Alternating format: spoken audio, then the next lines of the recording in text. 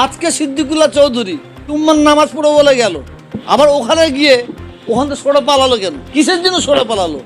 উনি উস্কানো দিয়ে ওনাকে বন্ধ করতে হবে। মসজিদ হচ্ছে সারা বিশ্বের মুসলমানদের অধিকার। যদি আল্লাহর ঘরকে কোনো আমাদের সঙ্গে আলোচনা না করে যদি ভেঙে দেওয়া হয়, বাংলার মুসলমানকে বলবো আপনারা সবর করুন, ধৈর্য ধরুন, তার ফল খুদাই গজব হবে হবে হবে, এটা বলতে পারি। ইন্টারন্যাশনাল এয়ারপোর্ট, সেখানে যাতায়াতের অসুবিধা হয়, যার জন্য সরানো হয়। এছাড়া পশ্চিমবাংলায় অনেক মন্দির আছে, মন্দির থাকার কারণে অনেক রাস্তাঘাটের অসুবিধা হয়। এগুলো কি সরানো হবে? এটা একটা জিজ্ঞাসার চিহ্ন। সিদ্দিকুল্লাহ চৌধুরীকে আমি প্রশ্ন করব, 1 কোটি তো দূরের কথা, 100 লোক প্রতিবাদ করেছে, কেন করলো না? কারণ সিদ্দিকুল্লাহ চৌধুরী বিশ্বাসটা পশ্চিমবাংলার মানুষের কাছে নিয়েছিল, বিশ্বাসটা হারিয়ে ফেলেছে। পশ্চিমবাংলার মানুষ সিদ্দিকুল্লাহ চৌধুরীকে বিশ্বাস করেন। আমাদের উত্তরপ্রদেশে যেতে হবে না, দেওবন্দেও যেতে হবে না, কারণ বাংলার আমরা ভিখারি নয়।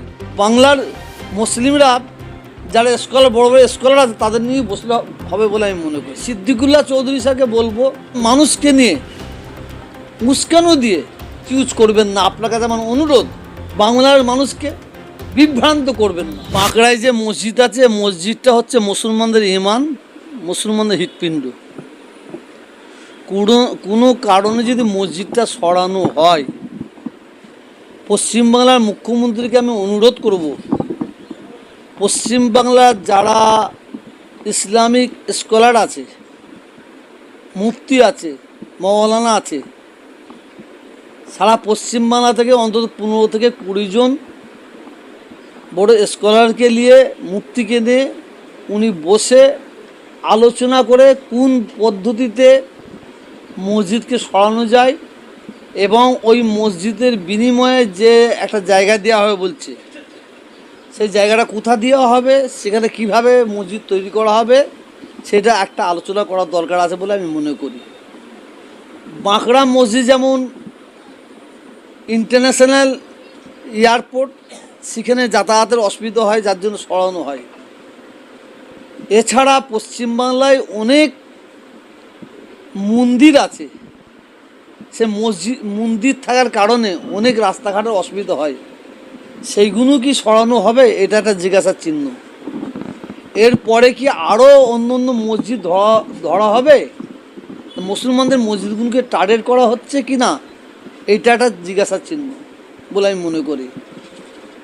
সিদ্দিকুল্লাহ চৌধুরী যে আজকে জুম্মার দিনে উনি বলেছিলেন 1 কোটি মানুষ তার প্রতিবাদ জানাবে, সিদ্দিকুল্লাহ চৌধুরীকে আমি প্রশ্ন করব, জিজ্ঞাসা করব, 1 কোটি তো দূরের কথা, 100 লোক প্রতিবাদ করেছে, কেন করলো না? কারণ সিদ্দিকুল্লাহ চৌধুরী যে বিশ্বাসটা পশ্চিমবাংলার মানুষের কাছে নিয়েছিল, সেই বিশ্বাসটা হারিয়ে ফেলেছে। অর্থাৎ পশ্চিমবাংলার মানুষ সিদ্দিকুল্লাহ চৌধুরীকে বিশ্বাস করে না। সিদ্দিকুল্লাহ চৌধুরী এর আগের সরকারের যখন মন্ত্রী ছিল, ইসলামের প্রতি, ধর্মের প্রতি অনেক আঘাত এসেছিল, সেখানে সিদ্দিকুল্লাহ চৌধুরী বোল হারা হয়ে গেছিল। আমি সিদ্দিকুল্লাহ চৌধুরী স্যারকে বলবো, বাংলার মানুষকে নিয়ে উস্কানো দিয়ে মিসইউজ করবেন না। আপনার কাছে আমার অনুরোধ, বাংলার মানুষকে বিভ্রান্ত করবেন না। বাংলার মানুষ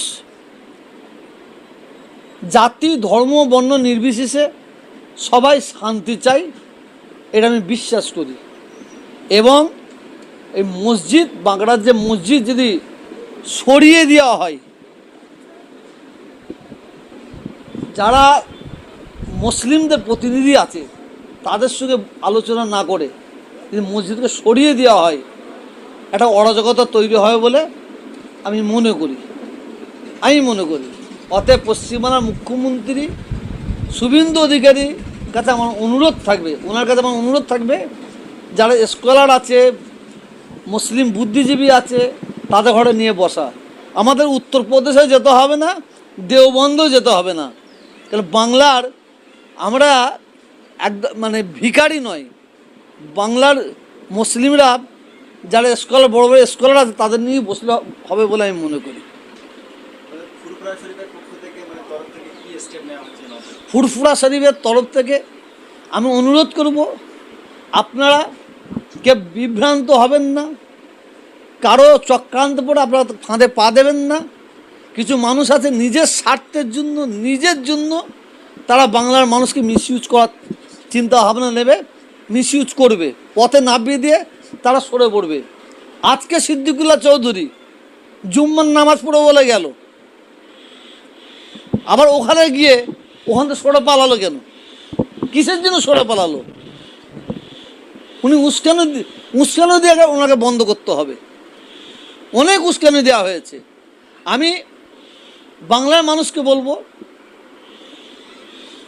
এখন একটা যা চক্রান্ত চলছে, মুসলমানদের পথে নামিয়ে দিয়ে একটা হিন্দু মুসলমানের মধ্যে দাঙ্গা তৈরি করে একটা চক্রান্ত হচ্ছে। এই চক্রান্ত আমরা পা দেবো না। মসজিদ কিভাবে সরানো হবে, কোথায় সরানো হবে, কিভাবে মসজিদ তৈরি করা হবে, সেটা নিয়ে আমরা মুখ্যমন্ত্রী শুভেন্দু অধিকারীর সঙ্গে আলোচনা করা দরকার আছে বলে মনে করি। আর আল্লাহর ঘর মসজিদ হচ্ছে সারা বিশ্বের মুসলমানদের অধিকার। যদি আল্লাহর ঘরকে কোনো আমাদের সঙ্গে আলোচনা না করে যদি ভেঙে দেওয়া হয়, বাংলার মুসলমানকে বলবো, আপনারা ইন্নাল্লাহ মা সাবিরিন, সবর করুন, ধৈর্য ধরুন, তার ফল খুদাই গজব হবে হবে হবে, এটা বলতে পারি। 136 বছরের একটা ঐতিহ্যশালী মসজিদ, যেটা এর আগে বহু সরকার এসেছে, তাদের কোনো সমস্যা নেই। তখনও তো এয়ারপোর্ট ছিল, তখনও প্লেন নামতো। দেখেন, আগের সরকার কি করেছে না করেছে আমার দেখার দরকার নেই। এই সরকার কি করছে আমি দেখব। এই সরকার কি করছে দেখব। এই সরকার শুধু এয়ারপোর্টের মসজিদটাকে টার্গেট করেছে না বাংলার মসজিদগুলোকে টার্গেট করছে, এগুলো আমাদের দেখার দরকার আছে। আমি তো বারেবার বলছি, কোনো অসুবিধার কারণে যদি মসজিদকে সরানো হয়, সেটা আলোচনা করে সরাতে হবে। আলোচনা না করে যদি সরানো হয়, তাহলে আমার মনে হয় এটা মুসলিমদের একটা বড় আঘাত দেওয়া হবে বলে আমি মনে করি। আর এই আঘাত যদি মুসলিমদের, মসজিদ হচ্ছে আল্লাহর ঘর, এর বিচার আল্লাহ করবে, এতে কোনো সন্দেহ নাই। শুধু বাংলার মুসলমানদের বলবো, আপনারা এর বিচার যদি আমাদের জিজ্ঞাসা না করে এই মসজিদ যদি সরিয়ে দেওয়া হয়, এর বিচার আল্লাহর উপর ছেড়ে দেন, আমরা সেই বিচার আমরা দেখতে পাবো, এতে কোনো সন্দেহ নেই।